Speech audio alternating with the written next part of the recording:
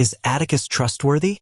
It's a question that echoes through the hallowed halls of literature, a whisper in the minds of countless readers who've journeyed through the sweltering heat and moral complexities of Macomb, Alabama. We're talking, of course, about Atticus Finch, the stoic, principled lawyer from Harper Lee's timeless masterpiece, To Kill a Mockingbird. For decades, he's stood as an unassailable pillar of integrity, a moral compass in a world gone awry, embodying the very best of human decency. But what if that unwavering trust, that almost mythical status, deserves a closer look? What if the narrative, as presented, paints a picture that, while admirable, might obscure certain uncomfortable truths about the nature of trustworthiness, especially in the context of the deep-seated prejudice he confronts? Today, we're not just rereading a classic. We're deconstructing a legend. We're going to dive deep into the layers of Atticus Finch's character, examining his actions, his words, and his motivations, not just through the admiring eyes of Scout, but with a critical lens. We'll explore the arguments for his unwavering trustworthiness, the undeniable moments of moral courage that define him, but we'll also dare to ask the uncomfortable questions. Were there limitations to his approach? Did his perceived perfection, in some ways, inadvertently perpetuate the very system he fought against? And ultimately, how does our own understanding of trustworthiness evolve when confronted with the complexities of systemic injustice? Let's begin with the obvious. The case for Atticus as the epitome of trustworthiness is overwhelming. His defense of Tom Robinson is the cornerstone of this argument. He takes on a case he knows he cannot win, not for personal glory or financial gain, but because it is the right thing to do. He stands against the tide of racial hatred, enduring threats and ostracism, all to ensure a black man receives a fair trial in a deeply prejudiced society. His integrity shines through every interaction, every courtroom cross-examination. He teaches his children, Scout and Jem, invaluable lessons about empathy, justice, and standing up for what is right, even when it's difficult. He embodies the quiet strength of moral conviction. When he tells Scout that courage is, when you know you're licked before you begin but you begin anyway and see it through no matter what, he's not just lecturing, he's living that philosophy. He maintains a remarkable composure and respect, even towards those who show him none, demonstrating a profound belief in the inherent dignity of all individuals, even those who act with prejudice. He's the person you'd want in your corner, the one you'd trust with your life, your secrets, your deepest moral dilemmas. His honesty is unwavering, his principles unbending. He doesn't sugarcoat the harsh realities of Macomb, but he also instills hope that justice, however elusive, is always worth fighting for. But now let's turn the coin. Is it possible that Atticus's perceived trustworthiness, while undeniably present on a personal level, operates within a larger framework that he, perhaps unwittingly, supports or fails to fundamentally challenge?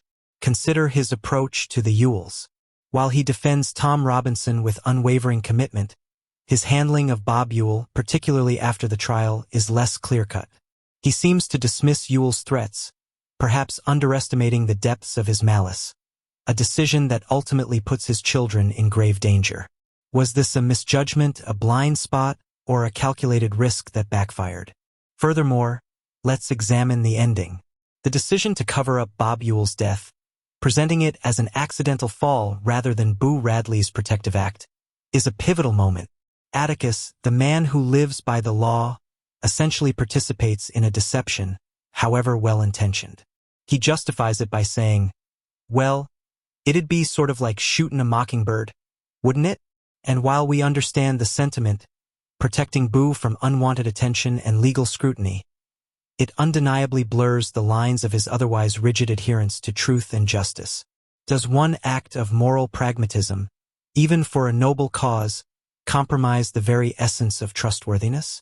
If trustworthiness is absolute, then even a single deviation, however justifiable, opens the door to questioning. And what about his broader impact on the systemic racism of Macomb? While his defense of Tom Robinson is heroic, it doesn't dismantle the deeply entrenched prejudices of the town.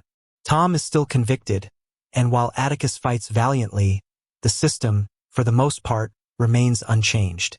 Is it enough to be personally trustworthy within an untrustworthy system? Or does true trustworthiness demand a more revolutionary, transformative approach? Some argue that Atticus, by operating within the confines of the legal system and upholding its perceived legitimacy, even when it fails, inadvertently validates the very structures that perpetuate injustice. He is a shining example of individual morality, but does his individual heroism overshadow the larger, unaddressed societal issues? This isn't to diminish Atticus's profound importance or to suggest he is anything less than a remarkable character. Rather, it's an invitation to a more nuanced understanding of trustworthiness itself.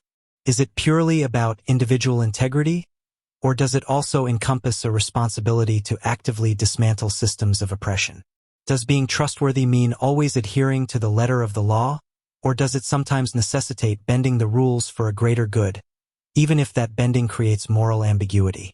The beauty of To Kill a Mockingbird lies not just in its powerful narrative, but in its ability to spark these very questions.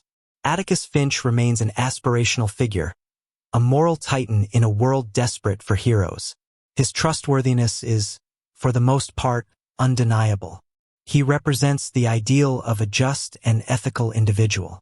But by scrutinizing his actions, even the ones we instinctively applaud, we gain a deeper appreciation for the complexities of morality and the ongoing struggle for true justice. The question of Atticus's trustworthiness isn't about finding fault in a beloved character. It's about understanding the multifaceted nature of integrity in a flawed world. It's about recognizing that even the most honorable individuals can operate within and be shaped by the limitations of their time and society. And it's about asking ourselves what true trustworthiness demands of us, not just in our personal interactions, but in our engagement with the larger world.